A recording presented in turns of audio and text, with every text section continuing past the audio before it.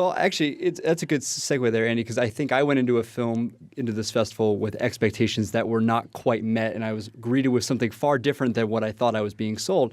And that's a movie called Frank, and this comes from director Lenny Abramson. This is a movie about it's about music. It's about the title character, Frank, who wears a papier-mâché head all of the time, no matter what he's doing. If he's showering, if he's playing music, if he's sleeping, eating, everything, he always has the head on, and that's constantly a source of wonder for everyone else in the movie. And the actor underneath the helmet is Michael Fassbender, who a lot of people recognize probably most recently from 12 Years a Slave or playing the younger version of Magneto in X-Men First Class. The story essentially revolves around Domhnall Gleeson, and again, he was in the Harry Potter movies playing Bill Weasley, joining this very eclectic fringe band as a keyboardist under very unusual circumstances. He has these dreams of rock stardom, literally jukebox hero kind of guy. Mm-hmm. And he joins up with the band and suddenly is swept away off to a cabin where the band is going to record their very first album. You learn very quickly, though, that these band members all come from very unusual backgrounds and in some way have dealt with mental illness. Domhnall Gleeson has not, and is definitely the outsider of this group, and is constantly trying to understand why the group doesn't want to achieve success. For all intents and purposes, this band almost never records music, and when they do, labeling it music may be a stretch.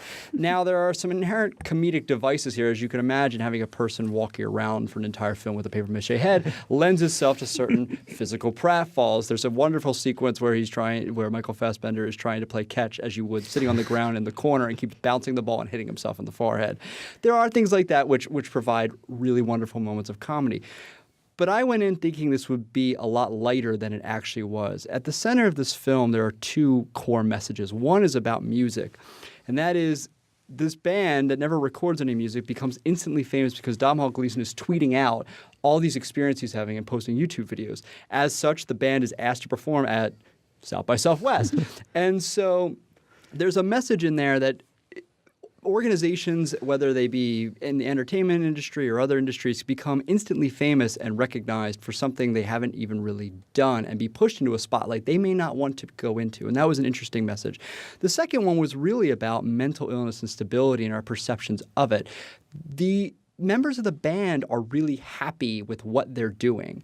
They are not a band who seeks any kind of fame or recognition for the work they're doing. And Domhnall Gleeson tries to almost fix that. And he's the person who I think most people will identify with as being a little more grounded in what we would call normal reality. And the more he tries to push his agenda or his vision of what the band should be on them, the more he's ostracized. And I thought there was a really interesting theme of that in this entire film about insiders and outsiders and us having expectation. In fact, I would argue that the movie Frank is almost a metaphor for what happens in the film, that I went in with certain expectations. Oh, there's a guy wearing a big head. I'm going to laugh at this. I'm going to enjoy it. And they're going to be going for some comedic success, when instead this film wanted to be its own thing.